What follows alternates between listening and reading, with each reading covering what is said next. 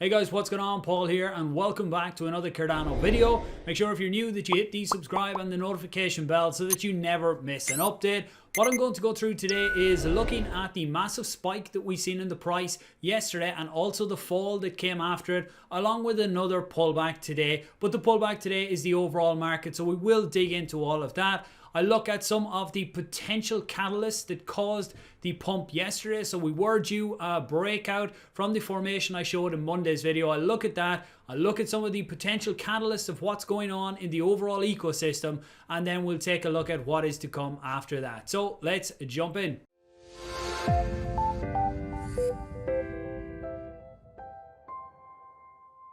So just before we get into the chart here, if you haven't done so, please do give the video a like or leave a comment down below. Those types of things really do help with the YouTube algorithm. So what we can see here is a 4-hour chart. This is the ADA USD price. You can see yesterday we got this massive pump to the upside, and then we had the big pullback followed by a push once we got support, and then the whole market started to tumble then, which pulled us all down. So let's start at the beginning, take a look at what could have caused this breakout. So when I was doing the video on Monday, I showed you this formation that we were looking at here. So we did continue along the top of it before getting the really strong breakout, which is what we normally see when we break patterns like this.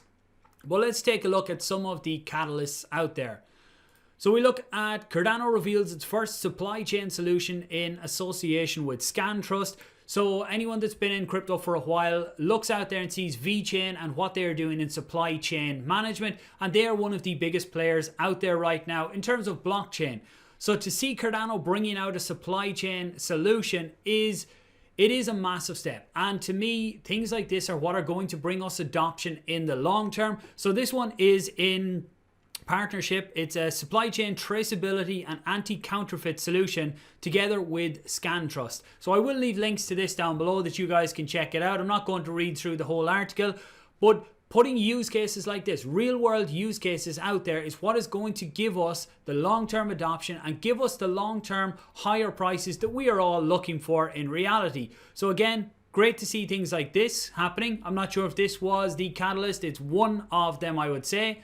Another big one is C Fund, which is the Cardano Ecosystem Venture Fund. They announced their first VC investment into Coti. So Coti is a payment blockchain. They're looking at digital payments and solutions in that space. So Cardano now has taken, it's an equity-based deal, as you can see here, to accelerate the integration and deepen the cooperation between Coti and Cardano. So Coti work on their payment solutions. They were working on bringing ADA into that as well. So I am really looking forward to seeing what comes there again, because look, once again, this is bringing more adoption. It's making it easier for the everyday user to use ADA in their everyday life.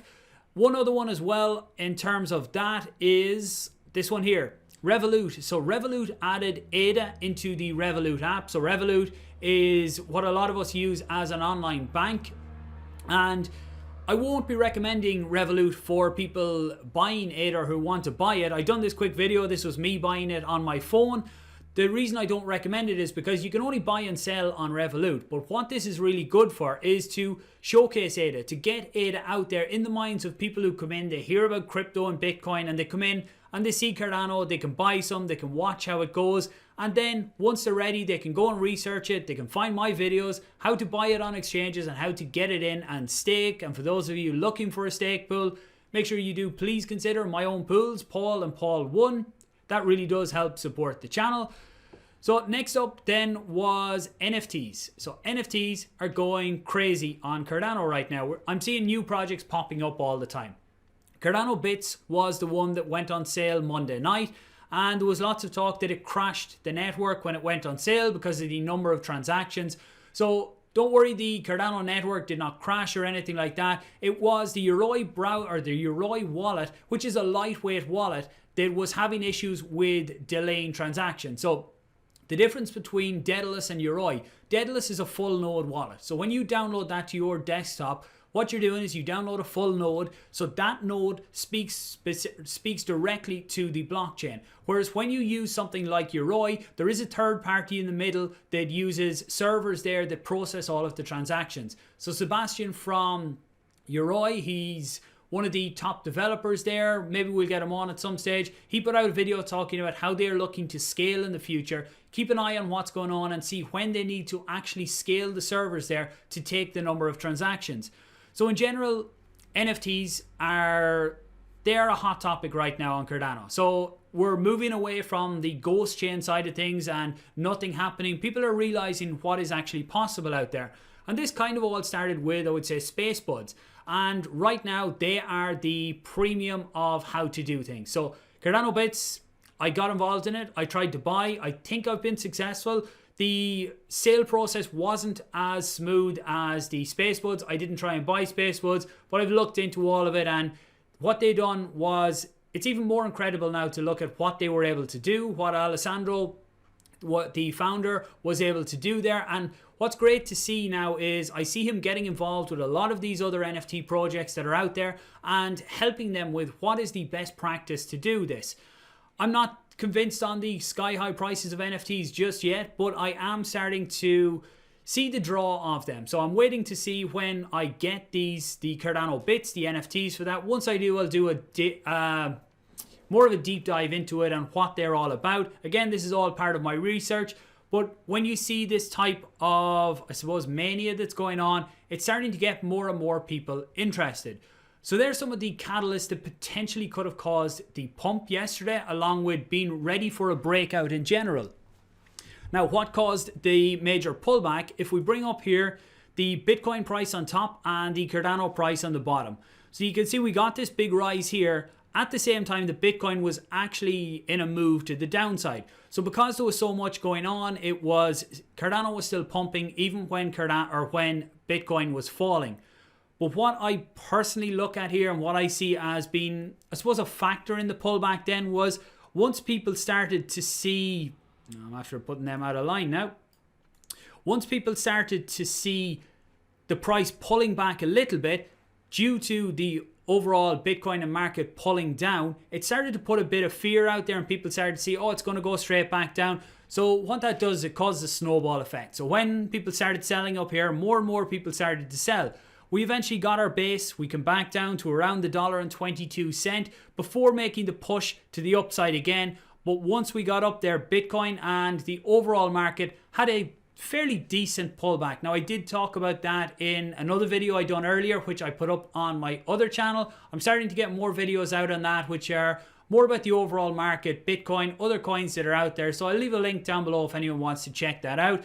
But I do talk about it that basically the Bitcoin price pulled the whole market down today. So for me, pullback days like this in terms of Bitcoin and the overall market are days to get in and buy more in, not just specifically Cardano. Now, this is across the board. There are always good opportunities to pick up more coins, or if you're into trading, I'm currently in a long trade on ADA and on Bitcoin, and I expect to come out of them with a nice bit of profit at the end of this when we get our full support and push back to the upside, because I do think that Bitcoin will find its support here and push back up towards the 60k. As well as that, when that happens, it will stabilize the Cardano price and it can start to move up to the upside again. But look, let's look at bigger picture for the Cardano price. With the pullback yesterday, with the pullback today, we have still held this uptrend here. I'll keep an eye on this over the next day or so. I might put out another video tomorrow, but we'll keep an eye on it anyway and see where it goes. So overall, $1.18, $1.20, $1.18 is still overall good for Cardano. Look, for me, I'm still sticking with the biggest pump that we are going to get is when we are getting closer to this Alonso launch. Now that's set for, I have the 1st of August mark there. It may push out into the middle of August, but as we get closer to this hard fork, which brings smart contracts, that's when we're going to see the real pumps on the Cardano price. Again, in my own opinion, as a non-financial advisor, all of that usual kind of stuff there. Okay, so that's it for today's video. Hopefully that gives you a little bit of an insight into what's going on, and trying to keep these as short as possible just to get straight to the information for you guys. Please do give the video a like, leave a comment down below and let me know your own thoughts on this, as well as share it out there if you think others can benefit. So thanks for watching, guys. I do appreciate it, and I'll talk to you soon.